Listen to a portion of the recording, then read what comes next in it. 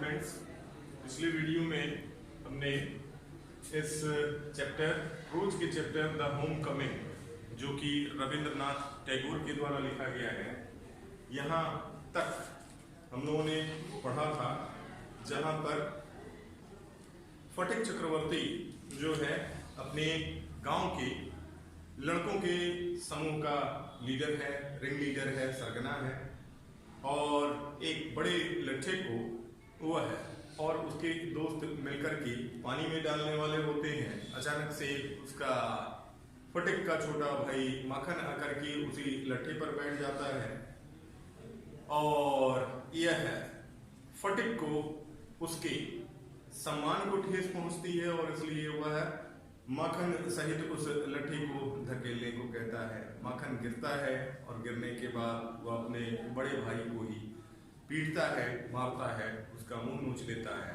और फिर रोते रोते घर चला जाता है। इधर अब फटिक को यह चिंता है कि घर जाएगा तो माँ उसे डांटेगी, इसलिए वह वहीं एक नाव के पास जो टूटी नाव है उस पे बैठ जाता है। वहां पर एक अजनबी आता है और उससे चक्रवर्ती फैमिली का पता पूछता है। चक्रवर्ती फैमिली का पता पूछने के बाद से वह अनमने ढंग से फटिक से जवाब देता है और अजनबी के चले जाने के बाद से फटिक के घर से उसका नौकर आता है जो उसको उठा करके उसकी माँ के पास ले जाता है। माँ यह पूछती है कि क्या उसने माखन को मारा और इस पर वहां पर एक माँ बेटी का युद्ध शुरू हो जाता है और इस पर गुस्सा होकर के फटिक जाकर के अपने छोटे भाई को एक मुक्का जड़ देता है। इन सभी का विवाद भी चल रहा होता है, तब तक पता ये चलता है कि यह फटिक की माँ के जो भाई हैं जिनका नाम विशंबर है वह आते हैं और आकर के यहाँ पर बहन के रूप में इस फटिक की माँ उनका पैर छूती है और फिर जैसा कि विशंबर के बारे में बताया जाता है कि बहन की शादी होने से पहले ही वह बॉम्बे में, मुंबई में जाकर के बस गया था और अब वापस कलकत्ता आया है और इसने अपनी बहन का पता खोज निकाला और यहाँ इनसे मिलने आया है। अपने मामा को देख करके दोनों बच्चे बहुत प्रसन्न होते हैं।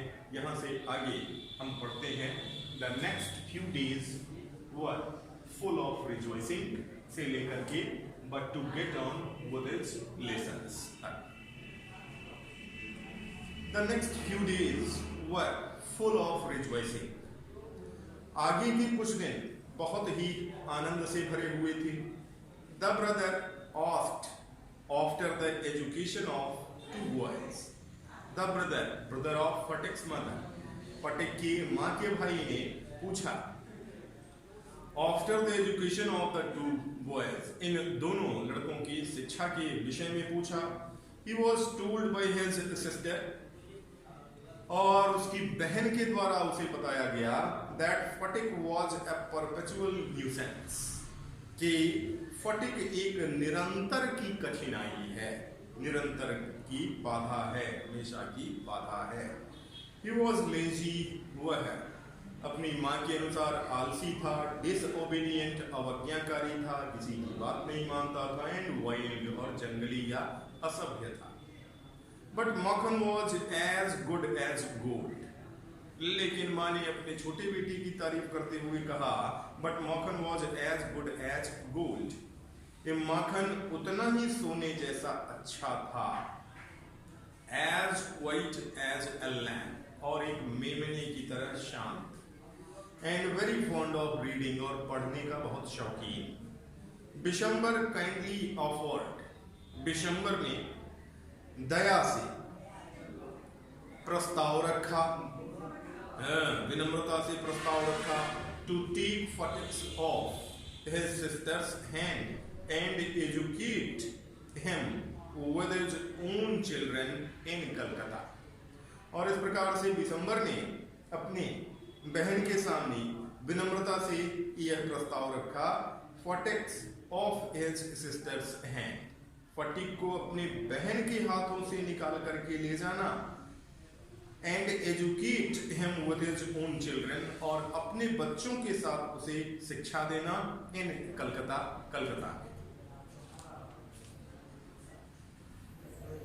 द विडोड मदर, विधवा मां, readily agreed, पहले ही सहमत थी। When his uncle asked Phatik if he would like to go to Calcutta with him, his joy knew no bounds, and he said, "Oh yes, uncle," in a way that made it quite clear that he meant it. When his uncle asked, जब उसकी मामा, maternal uncle, when his uncle asked, जब उसके मामा ने पूछा फटिक से, if he would like to go to Calcutta with him, वह उनके साथ कलकत्ता जाना चाहता था, पसंद करता था। His joy knew no bounds, तो उसकी प्रसन्नता का कोई ठिकाना नहीं था।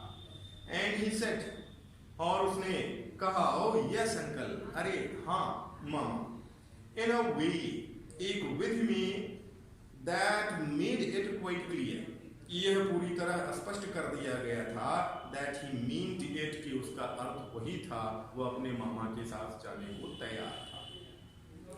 It was an immense relief, और यह एक संतोष की अधिकता थी to the mother, माँ के लिए, to get rid of फटिक से पीछा छुड़ाने की।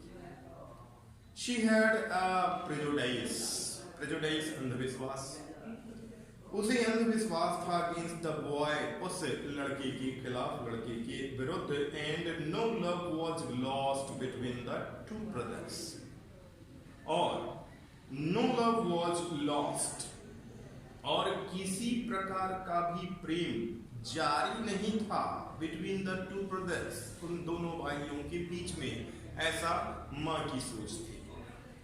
She was in daily fear, और वह प्रतिदिन के भय में रहती थी that he would either drown Makhan someday in the river, or break his head in a fight, or run him into some danger or other.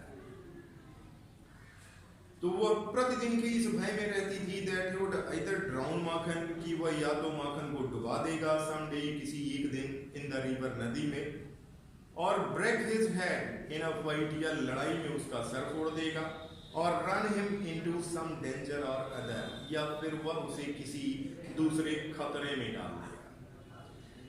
At the same time she was somewhat distressed, और उसी समय में वह कुछ परेशान थी to see Phatik's extreme eagerness, फटिक की इस असीम इच्छा को देखते हुए to get away, बाहर जाने। Phatik, as soon as all was settled, और जो फटिक था, जैसा कि सब कुछ सहमतिपूर्ण हो गया था, जाने की तैयारी हो गई थी, kept asking his uncle every minute, अपने मामा से प्रत्येक मिनट पूछता रहता when they were to start, कि उन्हें कब प्रारंभ करना था, अपनी यात्रा को कब प्रारंभ करना था कलकत्ता के लिए।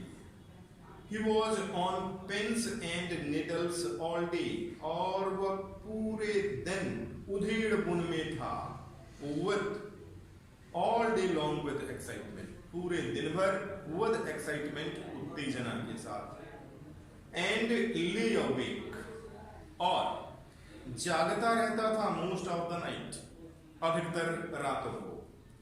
He bequeathed to Makhan, और माखन के लिए उसने वसीयत के रूप में दे दिया, in perpetuity, अस्थाई रूप से, his fishing rod, उसका मछली मारने का जो डंडा था, his big kite, उसकी बड़ी पतंग, and his marbles, और उसके कंचे। Indeed, निश्चित रूप से, at this time of departure, विदाई की इस समय में, his generosity towards Makhan was unbounded. विदाई के समय में उसकी उदारता towards माखन के प्रति was unbounded, असीमित थी, यानी दोनों भाइयों के बीच में प्रेम बढ़ गया था। When they reached Calcutta, जब वे कलकत्ता पहुंचे, Phatik made the acquaintance of his aunt for the first time. Aunt here means maternal aunt. Phatik made the acquaintance. जब वे कलकत्ता पहुंचे तो Phatik का परिचय हुआ of his aunt, अपने मामी से, for the first time, पहली बार. She was by no means pleased, और वह किसी भी तरह से प्रसन्न नहीं थी. with this unnecessary addition, इस अनावश्यक अधिकता से to her family, उसके परिवार में, ने उसके परिवार का एक सदस्य बढ़ गया था, इससे वह खुश नहीं थी, प्रसन्न नहीं थी. She found her own 3 boys quite enough to manage without taking anyone else. She found her own 3 boys, और वो अपने 3 लड़कों को ही पाती थी, quite enough, पर्याप्त, to manage, व्यवस्था करने के लिए, without taking anyone else, किसी और दूसरे को लिए बगैर. यानी इस प्रकार से उसके 3 लड़के पूर्ण रूप से उसके द्वारा सेवा प्राप्त करने के लिए पर्याप्त थे.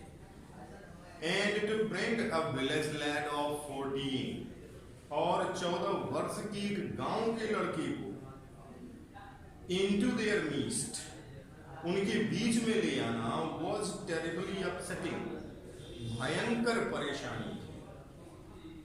December should really have thought twice, और दिसंबर को वास्तविक रूप में 2 बार सोचना चाहिए था, before committing such an indiscretion. इस प्रकार की धृष्टता का वादा करने की से पहले 2 बार दिसंबर को सोचना चाहिए था. In this world of human affairs, human subjects, जहां पर मानव की साइकोलॉजी, उसका मन के विज्ञान जो है, जो ह्यूमन अफेयर्स है, जो मानवीय मामले हैं, इन दिस वर्ल्ड, इस संसार में, there is no worse, उससे अधिक बुरी, न्यूसेंस, कठिनाई, इससे अधिक बुरी कठिनाई नहीं है, than a boy at the age of 14, एक 14 वर्ष के लड़के की अपेक्षा. लेखक यहाँ कहना चाहते हैं कि यह जो मनुष्य का जीवन है, इस जीवन में सबसे कठिन अवस्था यह है, किशोरावस्था होती है, 14 वर्ष की उम्र के लड़के की अवस्था होती है. He is neither ornamental, वह न तो आभूषण युक्त होता है, nor useful, न लाभदायक होता है. It is impossible to shower affection on him as on a little boy. It is impossible, यह असंभव है, to shower affection, प्रेम की बारिश करना, as on a little boy, जिस प्रकार से एक छोटे बच्चे पर प्रेम की बारिश की जाती है, उस प्रकार से एक 14 वर्ष के लड़के पर प्रेम की बारिश करना असंभव है. And he is always getting in the way, और वह हमेशा ही उस विधि में, उस रास्ते में ही आ जा रहा है. If he talks with a childish lisp, यदि वह बच्चों की तोतली बोली में बोलता है, he is called a baby, तो उसे एक बच्चा पुकारा जाता है. And if he answers in a grown up, और यदि वह एक वयस्क की तरह उत्तर देता है, he is called impertinent, तो उसे असभ्य, गुस्ताख, बदतमीज पुकारा जाता है. In fact, any talk at all from him is resented, अस्वीकृत करना. In fact, वास्तविक रूप में any talk at all from him, उसके द्वारा की गई कोई भी बातचीत is resented, अस्वीकृत कर दी जाती है. Then he is at the unattractive growing age, और तब वह एक बेकार सी बढ़ती हुई उम्र में होता है. He grows out of his clothes with indecent haste. He grows out, वो बढ़ता चला जाता है, of his clothes, अपने कपड़ों से, with indecent haste, एक असभ्य तीव्रता के साथ. His voice grows, और उसकी आवाज में वृद्धि होती है, होर्स, कर्कश, तो उसकी आवाज कर्कश हो जाती है, ब्रेक्स और टूटने लगती है, एंड क्विवर्स और थरथराने लगती है। His face grows suddenly angular, और उसका जो चेहरा है अचानक ही कोणीय रूप से बढ़ता है, एंड अनसाइटली, और भद्दा दिखने लगता है। It is easy to excuse, और यह क्षमा कर देना आसान है, the shortcomings of early childhood, प्रारंभिक बचपन के प्रारंभिक समय में उनकी कमियों को क्षमा कर देना आसान होता है, but it is hard to tolerate, लेकिन यह सहन करना मुश्किल है। Even unavoidable lapses in a boy of 14, यहाँ तक कि एक अनचाही हानि जो कि a boy of 14, एक 14 वर्ष के लड़के के द्वारा की जाती है। The lad himself becomes painfully self-conscious, और जो लड़का है himself, स्वयं ही, becomes, बन जाता है, painfully, दर्दनाक ढंग से, self conscious, आत्म केंद्रित।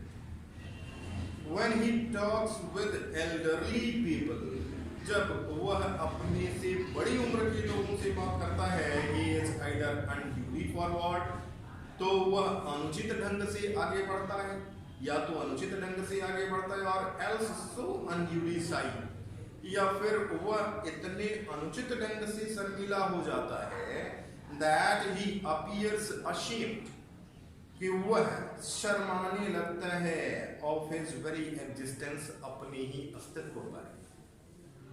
Yet, फिर भी, it is at this very age, यह इसी उम्र में, when in his heart of hearts, जब उसके हृदयों के हृदय में a young lad most craves for recognition and love, और इसी उम्र में उसकी तमाम तरह के जो हृदय हैं, उसकी जो तमाम तरह की कल्पनाएं हैं, उसके एक हृदय में यंग लैड, जो युवा लड़का है, मोस्ट क्रीव्स, लालायित, अत्यंत लालायित रहता है, फॉर रिकॉग्निशन, पहचान के लिए, एंड लव, और प्रेम के लिए।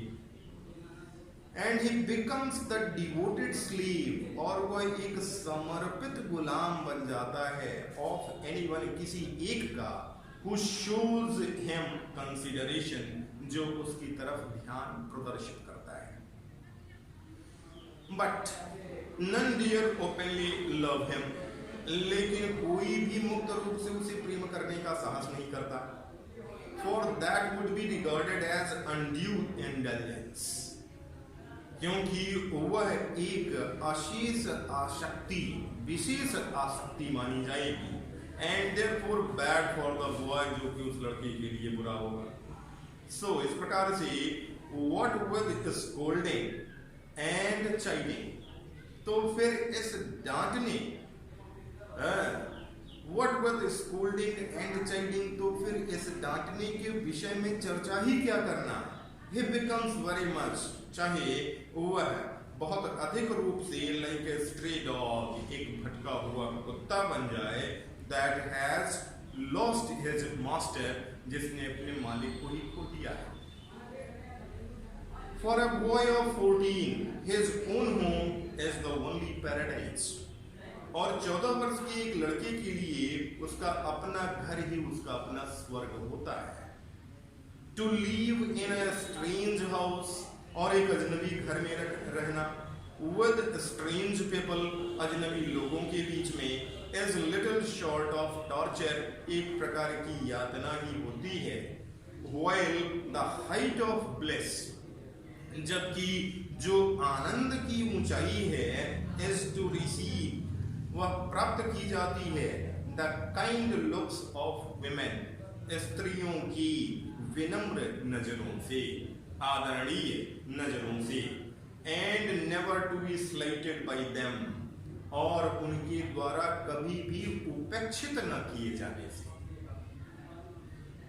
It was anguish, to Phatik, और यह फटिक के लिए पीड़ा थी, to be the unwelcome guest in his aunt's house, अपनी मामी के घर में एक स्वागतहीन मेहमान, अनचाहा मेहमान बन जाना, despised by this elderly woman, इस बड़ी उम्र की स्त्री के द्वारा घृणा प्रदर्शित करना, यह उस फटिक के लिए पीड़ादायक था। एंड स्लाइटेड और उपेक्षित करना, ऑन एवरी ओकेजन, प्रत्येक अवसर पर। If she ever asked him to do anything for her, और यहाँ तक कि कभी वह उसको कुछ करने को कह देती, he would be so overjoyed, तो वह इतना ज्यादा आनंदित हो जाता, that he would overdo it, कि वह आवश्यकता से कुछ अधिक ही कर देता।